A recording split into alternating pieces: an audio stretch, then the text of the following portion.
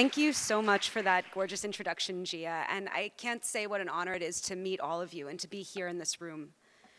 I can't tell you what an honor it is to speak to this room full of young women who, like me, are in love with words, who are in love with books, and who are in love with the act of creating their own stories.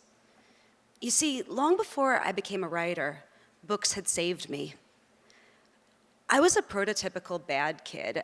I was never able to make friends when I was a little kid, never able to be good in school, never able to keep out of suspension, never able to fit in as a good student or a good teenage girl.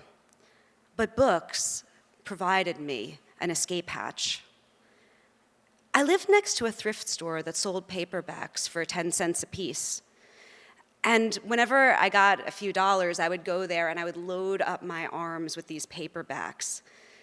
And I would come home, and in each of them, a whole world would open up to me. Whether it was the world of ancient Arab poets slinging insults at each other like they were at a hip-hop battle, or whether it was about the Haitian Revolution, or whether it was about the lesbian art scenes in the turn of the century Paris. And even more importantly, through these books, I learned about women who wrote their own stories, with words or without, in defiance of the order of the world. I learned about Josephine Baker, the dancer, who escaped the racism of the US to become the most glamorous celebrity in 1920s Europe, and then a heroine of the French Resistance. I learned about Colette, a poor girl from rural France, who wrote the teenage girl into the public consciousness of France in 1900, even though her husband stole her copyright. I learned about the poet Anna Akhmatova, whose works were banned under Stalin, but whose poems were preserved because people memorized them and passed them on scraps of paper that they burnt after they read them. And through these poems, she forced the prisoners of the gulags to remain in public consciousness. In those books of history and of fiction that I got from libraries and from thrift stores, I found my heroines, and I saw new possibilities for living. I learned that with a story, and with enough daring, a girl might write herself into the history of the world and into the story that the world tells about itself. Now, for most of history, girls and women have been the objects of male writers. We were their muses on the page, and their invisible servants, secretaries, and victims off of it. The men who wrote us did not know us to be the equally flawed, complicated, sublime, and dangerous beings that they were. They did not know us to be humans equal to themselves. And when we did speak, so often, as was the case with Zelda Fitzgerald, the golden girl of the 1920s, the ideal flapper and the wife of F. Scott, so often we did not get the credit. Our words were stolen by male writers, and our diaries and our letters were put down on their pages as proof of their genius. Power seldom let women, especially women of color, write, let alone publish with the sort of prestige that gets you into the canon. So when girls and women, especially girls and women of color, looked for representations of themselves, they saw a bunch of characters that might have been brilliantly drawn, but were not as fully human as the guy characters were. And so why is this important? Because if we cannot imagine something, it cannot exist. The first and most fundamental confinement is the confinement of the stories that we tell ourselves. And the stories that we tell ourselves about ourselves, the stories we tell ourselves about the world around us. The first confinement is the confinement of the imagination. In America, our orange Mussolini and his coterie of racists are spinning their own stories about paranoia, division, grievance, and hate. The orange Mussolini and his friends want to tell a story that all Muslims are scary terrorists, that sanctuary cities like New York are sinkholes of evil, that it's just inevitable that every week someone with an assault rifle will go in and shoot up a school. They want to tell the story that there's no alternative, that their way is the only way things can be. And in the face of this, we need to write other stories. We need to create other narratives, stories of solidarity and of beauty, narratives that tell our complicated histories and our difficult, lacerating truths. When you write, when you confront the blank page, you bring something out of nothing. You create yourself, and you create the world. I'm standing in front of a room full of these young women who are seizing the word for themselves, and I'm humbled and I'm honored. Because the thing is, writing will never be easy. Every time I write, every time I stare into the white of my laptop screen, it's like I'm staring into the abyss, and I don't know how the words will come this time. I find a million excuses not to write. Writing Drawing Blood was like tearing out my own guts and trying to arrange them into an aesthetically pleasing shape. I write because I want to make sense of the vast chaos of information, experience, and thought in my head. And art at its core, writing at its core, is about imposing an order of our own choosing, in defiance of both nature's entropy and of the order that others want to hammer us into. And this is scary, right? It takes guts to know that your story deserves to be told. It takes guts to know that you deserve to tell it. So much of the culture war backlash that we are now facing is the panic of people who thought they were the only ones who would ever be allowed to speak. Now other stories are coming up, like water through a dam, like grass pushing through concrete. Women's stories, poor folks' stories, Black people's stories, Latino stories, Arab stories, Chinese stories, queer stories, prisoners' stories, Native stories, stories from Syria and the Sudan, from the Caribbean and the Bronx, stories in a vast profusion, as many stories as there are gold coins in the treasure cave from 1001 Nights. And the people who thought their stories would be the only stories are scared, not because their stories will be erased by this richness, but because now their stories will only be one of many. Now, standing here, there's always this temptation to give advice, because I'm 15 years older than a lot of the young women in this room, and because I have this, wooden podium in front of me.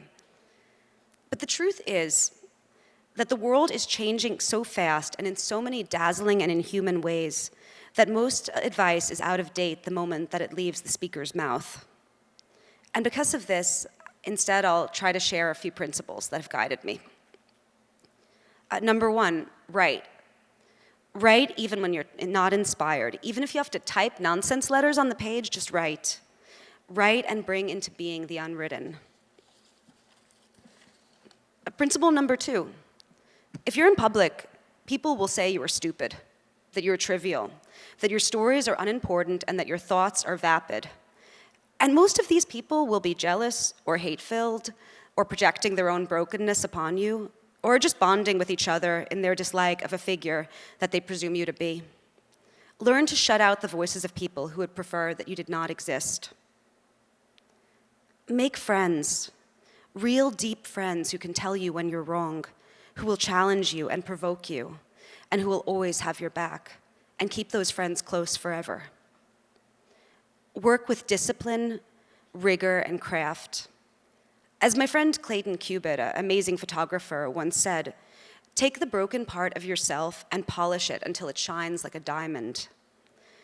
Your jagged edges, those places you don't fit, those are the places where you're most strong. Embrace your complexity. Embrace your muchness. Life is too short to cut off pieces of yourself. Because the thing is, we need you. We need your words. We need your stories. So work hard, be legendary, and don't you dare give up. Thank you.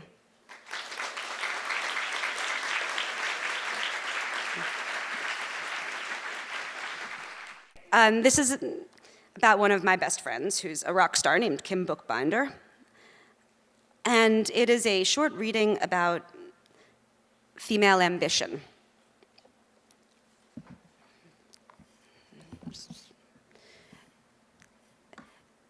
Kim moved into my apartment a short time later with a few stray possessions, an amp, a looping pedal, a battered suitcase spilling dresses she had collected from Moscow and Austin and Berlin.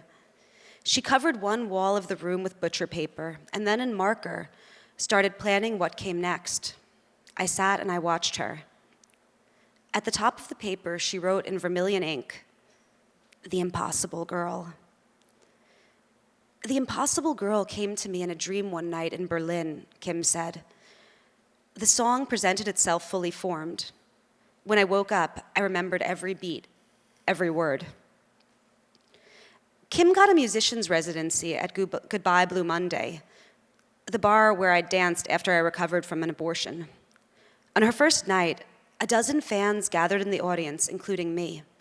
The stage was crowned with blue fairy lights. Her red lips parted, and she sang. Stripped of Vermilion Lie's cabaret trappings, Kim was a different figure on stage. Gone were the striped stockings and the tiny top hats of the Vermilion Lies days. Now she raided thrift stores, hacking together sequins, leopard print fabrics, and beads into vagabond finery. She stood with her long legs planted wide, a cape of crow feathers over one shoulder, and looked into the crowd like a dare. Her voice was naked, sweet in its raw vulnerability. And as she sang, I thought of the cities she had played in, all the beds she had slept in, and how soon she would leave again. And I missed her in advance. That spring, Kim and I lived in a fever of creation. I drew her as a mermaid and as Madame X. I inked her portrait, Kim smiling coyly, wearing New York's buildings like a crown. That spring, I made dozens of drawings for money, but Kim I drew for love. We worked like we wanted to fuck each other full of art. Against the dark living room walls of my Roebling Street apartment, a filmmaker shot Kim as she sang one of her looped songs. On film, her hair stuck up in a shock the color of Skittles. Her shoulders were bare, and around one bicep, she had tattooed a ring of bees. She toured for months at a time, passing through Berlin, San Francisco, New Orleans, Montreal. None of the cities was her home, but neither was New York. She'd show up occasionally, bearing gifts. Mermaid pins she had sculpted, silk slips from Oklahoma that were too narrow for any rib cage but mine. Kim and I both had brains that turned against us. We never thought our art was good enough, and to fix ourselves, we made more art, only to decide that it had failed us again. Art was our heroin, injected compulsively, chasing a lasting high that never came. "Is it good?" I asked, holding my drawing up for her to see. "Yeah, Molly." "No, really, is it? Is it?" "I already told you, but I'll tell you as many times as you need." Crash or no, New York was more expensive than ever. Each week, a new art space shuttered, and each week, artists fled. Mars Bar, the legendary East Village dive, slowly shut its doors, and on Coney Island, glittering old boardwalk stores closed at the behest of something called Thor Equities. Developers even bought the Chelsea Hotel, hoping to turn it into a luxury hotel. Every day, the city found new ways to signal that it belonged to the rich alone. Kim and I were artists, so we went places we never otherwise would have been allowed. Publicists invited us to parties where we posed on bath mats serving as red carpets in front of a wall of the sponsors' logos. Inside, we snickered over free drinks. In May, Kim played in an East Village jazz club.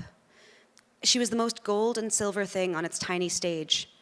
Afterwards, we sat on my apartment floor drinking, and we told each other about our secret dissatisfactions, which we could never tell anyone else. We wanted to make ambitious work that would sear the eyes. I wanted to do murals the size of buildings. Kim wanted to play stadiums. But we were both caught in that vicious cycle of never having enough cash to do the major work that would prove that we deserved to get the cash to do the major work. My paintings, Kim's tours, it all cost so goddamn much to make, not to mention the cost of surviving in the city. I lay my head on Kim's back. Her speaking voice was as sweet as her singing one, but when she was angry, it came out faster. To make art, we needed money. To make money, we needed to be more famous, but fame cost money. We poured ourselves another round. I chewed a bit of dead skin at my lip, and it bled. We lay next to each other on a stained futon and whispered, for once without shame, about wanting to be like David Bowie or Pablo Picasso or any of those men who had stood before the world and taken it all with entitlement, never once asking if he was good enough. They lived in freedom. They could do anything, make anything, and be anything. We wanted to be them, and we would fucking die if we were not. My eyes grew heavy. I passed out. I woke up with the sunlight too bright in my eyes and staggered to the kitchen, where I poured beakers of water into my parched mouth. Kim was gone. She'd left pink glitter rolled up in my sheets.